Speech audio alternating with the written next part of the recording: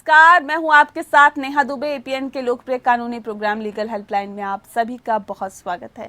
इसमें हमारे कानूनी विशेषज्ञ रोजमर्रा की जिंदगी की समस्याओं से जुड़े कानूनी मसलों पर आपकी शंकाओं का समाधान करते हैं। आप भी इस खास कार्यक्रम के माध्यम से जुड़ सकते हैं और फोन करके कानूनी राय ले सकते हैं। आज हम आपको जरूरतमंदों के लिए मुफ्त कानून मदद के बारे में जानकारी देंगे। संविधान के अनुच्छेद 39A में सभी के लिए न्याय सुनिश्चित किया गया है। साथ ही गरीबों और समाज के कमजोर वर्गों के लिए निःशुल्क कानूनी सहायता की व्यवस्था की गई है। संविधान के अनुच्छेद 14 और 22(1) के तहत राज्य का ये उत्तरदायित्व है कि वे सबके लिए समान अवसर सुनिश्चित करें। समानता के आधार पर समाज के कमजोर वर्गों को सक्षम विधि सेवाएं प्रदान करने के लिए एक तंत्र की स्थापना करने के लिए 1987 में विधिक सेवा प्राधिकरण अधिनियम के तहत राष्ट्रीय विधिक सेवा प्राधिकरण या नालसा का गठन किया गया। कानूनी सहायता योजना पहली बार 1971 में गठित कानूनी सहायता समिति के तहत न्यायमूर्ति PN भगवती द्वारा पेश की गई थी। उनके अनुसार कानूनी सहायता का अर्थ समाज में एक व्यवस्था प्रदान करना है ताकि न्याय प्रशासन के मिशनरी आसानी से सुलभ हो सके। कानूनी पैरवी में खर्च काफी होते हैं। अधिवक्ता की फीस, आवश्यक आदेशों, दस्तावेजों की प्रमाणित प्रतियां उपलब्ध कराना है आदि। यदि ये कहा जा सकता है कि ये सब गरीब तबके के लोग अब वहन नहीं कर सकते हैं। ऐसे में मुफ्त कानूनी सहायता जरूरी है। ये तो थी बुनियादी जानकारी। जरूरतमंदों के लिए मुफ्त कानून मदद से जुड़ी पहलुओं की ज्यादा जानकारी देने के लिए आज हमारे साथ कानूनी विशेषज्ञ अधिवक्ता अभिजीत भट्टाचार्य जी हैं। अभिजीत जी, बहुत स्वागत है आपका। जी, अगर आपका भी मुफ्त कानून मदद मसले से जुड़ा हुआ कोई भी सवाल है तो आप हमें फोन कर सकते हैं और राय ले सकते हैं। कानूनी राय लेने के लिए आप हमें फोन करिए, फोन लाइंस खुल चुकी है। विषय एक बार फिर से बता देते हैं। जरूरतमंदों को मुफ्त कानूनी मदद की जानकारी देने के लिए क्या कानून है, क्या प्रावधान है, उसके बारे में अगर आप फोन करना चाहते हैं, इस विषय पर तफसील से जानकारी लेना चाहते हैं तो आप हमें कॉल कर सकते हैं। फोन लाइंस खुली हुई हैं।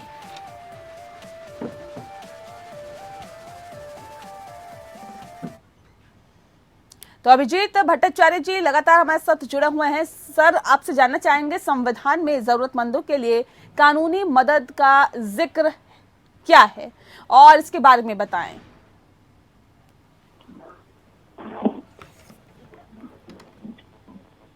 क्या बोला, सुनाई नहीं दिया।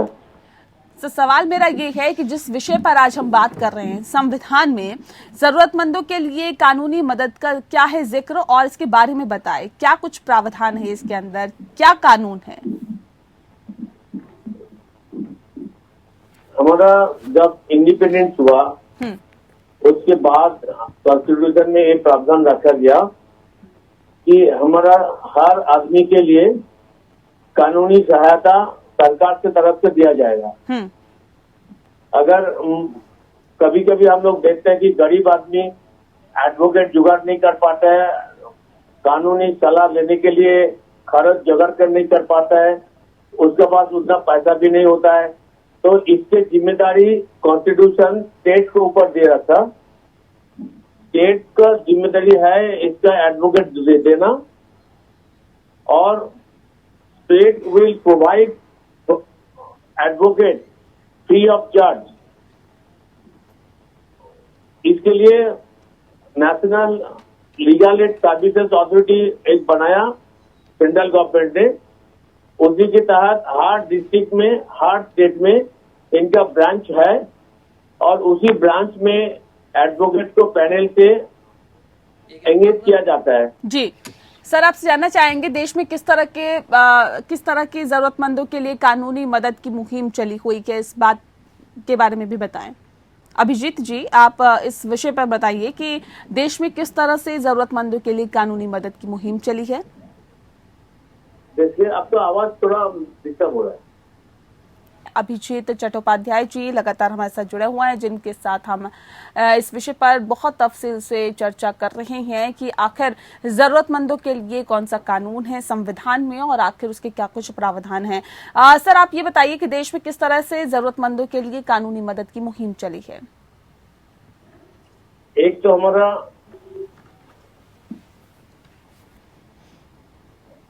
कॉन्स्टिट्यूशन में जो प्रावधान दिए है, जी थोड़ा आवाज की गड़बड़ हो रहा है। सर, आपकी आवाज हम तक पहुंच पा रही है, आप रखिए अपनी बात। हाँ, जहाँ तक सीआरपीसी, सीपीसी एंड कॉन्स्टिट्यूशन के तहत हर जरूरतमंद के लिए सरकार की तरफ से एडवोकेट को दिया जाएगा।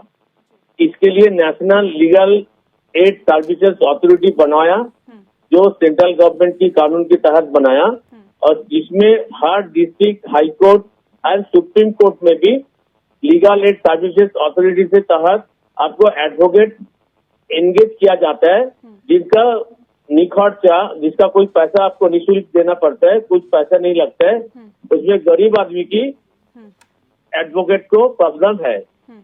क्योंकि हमारा जो कॉन्स्टिट्यूशन है, जो जुरिस्प्रूडेंस है, उसमें ऐसा लिखा है, no one should be unheard, मतलब किसी को बिना सुने उनको कोई भी सजा नहीं दे सकता है। तो बिना सुने मतलब अगर उनके पास कोई एडवोकेट देने का खर्चा नहीं है, रोजगार नहीं है, इनकम नहीं है, तो उनका बात कैसे सुनेगा कोर्ट तक। ये भी है प्रावधान कि वो कोई इंडिविजुअली इन पर्सन अफेयर हो सकता है, लेकिन हमारा जहाँ तक देश में बहुत आदमी अभी भी पढ़ाई लिखाई इतना तक नहीं है जिनका खुद आर्गुमेंट कर सकते हैं, तो उसके लिए तो एडवोकेट जरूरी है। तो तभी एडवोकेट उसके लिए सरकार की तरफ से उसको दिया जाता है। जी, तो सरकार की तरफ से मदद की जाती है। जो नहीं हायर कर सकते हैं एडवोकेट, उनको एडवोकेट सरकारी वकील यानी कि दिया जाता है। ठीक है। 1987 में विधिक सेवा प्राधिकरण अधिनियम के तहत राष्ट्रीय विधिक सेवा प्राधिकरण या नालसा का गठन किया गया। नालसा की क्या अवधारणा है? नालसा में वही प्रावधान उन्होंने दिए है कि आपको लीगल एड सर्विसेज के बारे में मैं अभी बताया ना, नेशनल लीगल सर्विसेज अथॉरिटी, उसी के तहत ही आपको हर डिस्ट्रिक्ट, हर high court, even in supreme court में भी इनका कमेटी होता है जो एडवोकेट को पैनल बनाता है, और उसी की पैनल से गरीब आदमी के जो अप्लाई करता है एडवोकेट के लिए उनको दिया जाता है। जी, किस तरह से ये जरूरतमंदों के लिए कानूनी मदद देता है? एक कहीं भी, जैसा मान लीजिए किसी का खोरपोश की 125 किसी औरत के लिए, किसी का बेल चाहिए, जमानत चाहिए, किसी का अपने घर में कोई पार्टीजन सूट भी चल रहा है, तो उसी में भी उनका मिल जाएगा। उसको सिर्फ एक दिखाना है कि उनका पैसा जुगाड़ करने का है नहीं सपोर्ट, तो लीगल एड उसको दिया जाए। एक एप्लीकेशन देना पड़ता है, उसी के तहत उसको लीगल एड दिया जाता है। जी, अभी तो बहुत एनजीओ भी ऐसा करता है, एनजीओ लोग एडवोकेट को पैनल बनाता है, उनको देते हैं। हमारा एक संस्था है सिटीजन राइट करके, हम लोग भी इसको लीगल एड देते हैं आदमियों को। तो ये बहुत एनजीओ अभी आगे आया और बहुत एडवोकेट ऐसे कर ही रहे। ऐसा कोई हम लोग सरकारी मदद मिले ना मिले कोई से फर्क नहीं पड़ता।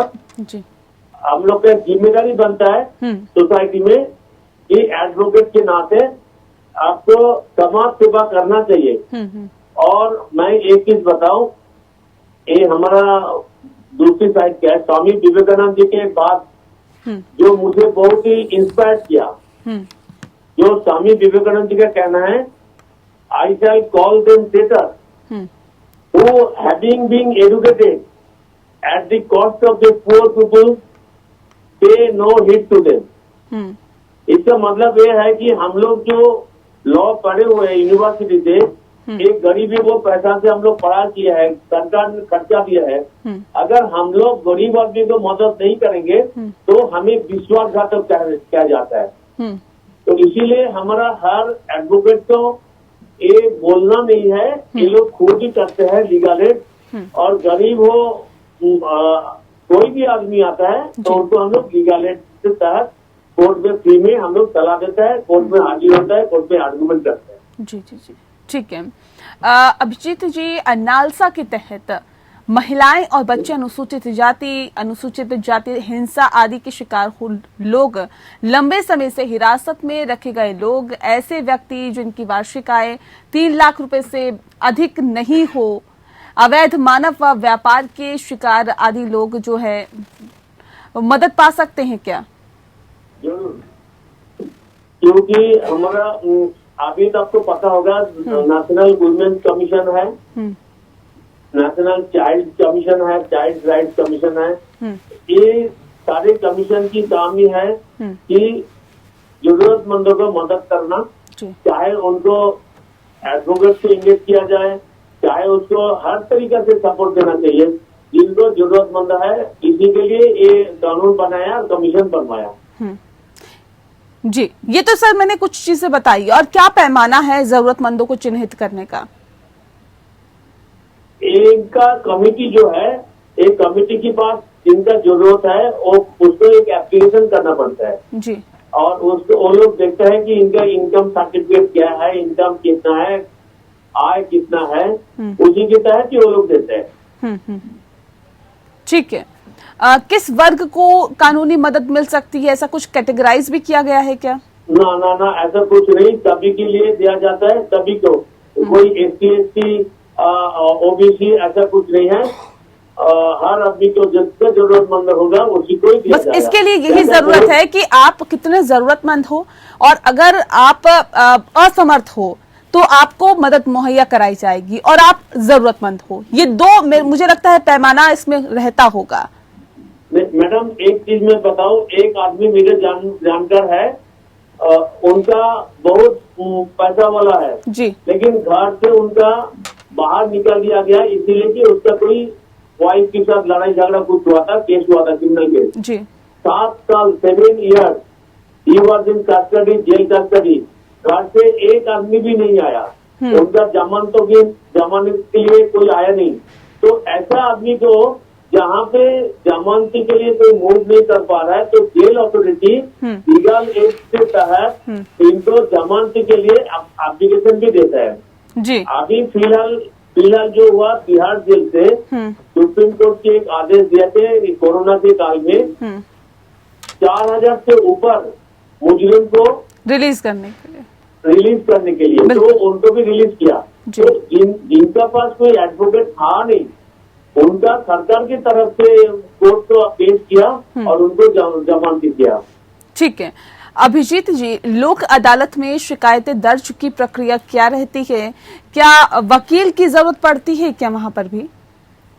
लोक अदालत जो है वो एक्चुअली ऑल्टरनेट डिस्प्यूट रेजोल्यूशन बोलता है, ADR बोलता है, जहाँ पे दोनों वादी और प्रतिवादी दोनों एक साथ मिलके और बीच में कोई एक मीडिएटर खड़ा होता है जो दोनों का बात सुनता है, और दोनों का बात सुनने दोनों एक रेजोल्यूशन में दोनों को एक जगह लेके आता है। इसके बाद अगर दोनों लोग मान गया कि हाँ वो दोनों में कोई डिस्प्यूट कम है और वो लोग मानने के लिए तैयार है, उसके बाद वो रिपोर्ट कोर्ट के पास भेजा जाता है, कोर्ट उसके बाद डिग्री देते हैं। चलिए अभिजीत जी, इस पे हम बातचीत जारी रखेंगे, चर्चा जारी रखेंगे। इस बीच हमारे साथ एक कॉलर फोन लाइन पे जुड़ गए हैं, सरिता जी है हरियाणा से। सरिता जी, बहुत स्वागत है आपका, अपना सवाल पूछिए। हाँ जी मैम, मैं कैथल से बोल रही हूँ मैम। बताइए। हाँ जी, जो नाबालिग के नाम वसीयत हो मैम, फिर वो टूट सकती है या नहीं मैम? नाबालिग के नाम वसीयत हो, ठीक है। अभिजीत जी, थोड़ा सा हमारा विषय से हटके ये सवाल है, लेकिन सरिता जी चाहती हैं कि इसका आप जवाब दीजिए। नाबालिग के नाम अगर वसीयत है तो क्या वो टूट सकती है क्या? साइन नहीं कर सकता है नाबालिग, ना तो कोई मत दे सकता है, तो उसके लिए जो गार्जियन होता है उसका पिता और माता भी होता है, नेचुरल गार्जियन, स्वाभाविक। अगर उसमें से दोनों अलग रहता है और नाबालिग की उम्र कितना है उसके ऊपर देखता है, अगर 7 साल के ऊपर होगा तो पापा की जिम्मेदारी बनती ही है। वैसे ही जब तक डिवोर्स नहीं होता है तब तक तो पापा मम्मी दोनों ही गार्जियन है जी। अगर कभी कभी ऐसा होता है कि दोनों अलग अलग रहते हैं और बच्चे मम्मी के साथ रहते हैं, तो उसी हिसाब से मम्मी नाबालिग की तहत साइन कर सकता है। ठीक है, तो सरिता जी हमें लगता है कि आपको अपने सवाल का जवाब मिल गया होगा। बहरहाल एक बार फिर से विषय पर हम लौटते हैं। अभिजीत जी, कानूनी मदद की अनुशंसा कौन करता है जिसके बाद प्रार्थी को कानूनी मदद मिलती है? हेलो जी, आवाज मिल पा रही है सर आपको? तो थोड़ा डिस्टर्ब हो रहा है आवाज, ठीक है, अभिजीत नेटवर्क की जी, प्रॉब्लम हो रहा है। उम्मीद करती हूँ आपको सवाल सुनाई दे रहा होगा कि कानूनी मदद की अनुशंसा आखिर कौन करता है जिसके बाद प्रार्थी को कानूनी मदद मिलती है? इसके लिए क्या प्रक्रिया रहती है? जैसा कि हर डिस्ट्रिक्ट में, डिस्ट्रिक्ट कोर्ट में लीगल एड सेल होता है। जी, स्टेट लीगल एड अथॉरिटी से एक ब्रांच ऑफिस होता है हर डिस्ट्रिक्ट कोर्ट में, हर हाई कोर्ट में, इवन इन सुप्रीम कोर्ट में। तो इन लोगों को पास ऑफिस में जाके मिलना है और इनका पास एक दरखास्त करना पड़ता है, आवेदन करना पड़ता है। उसी के तहत वो लोग एडवोकेट को इंगित करते हैं। जी जी, कानूनी मदद में किन किन चीजों का समावेश होता है और मसलन फीस या वकील की फीस, दस्तावेज का खर्च आदि क्या इसमें सम्मिलित रहता है? वो कमिटी वो लोग खुद देते हैं, इसके लिए अलग से इनसे कोई पैसा नहीं लिया जाता है। जी, ठीक है। अभिजीत जी, लोक अदालत की कार्रवाई की जानकारी आप दीजिए, क्योंकि मुझे लगता है कि हमारे दर्शक भी ये समझना चाहते होंगे, जानना चाहते होंगे कि आखिर राज्य से तालुका लेवल तक किस तरह का ये तंत्र है। लोक अदालत तो अभी सरकार की तरफ से हर महीना शुरू होता है और उसके पहले जो legal aid, state legal aid services जो होता है अथॉरिटी, उनके पास जाके आपका लोक अदालत के भेजने के लिए एप्लीकेशन कर सकता है।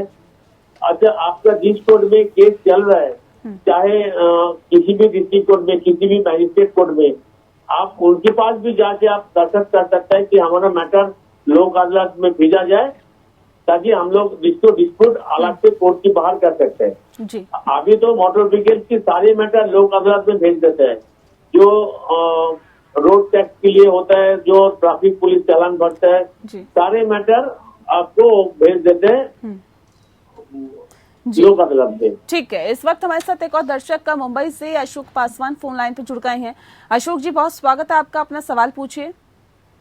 नमस्कार मैम। जी नमस्कार।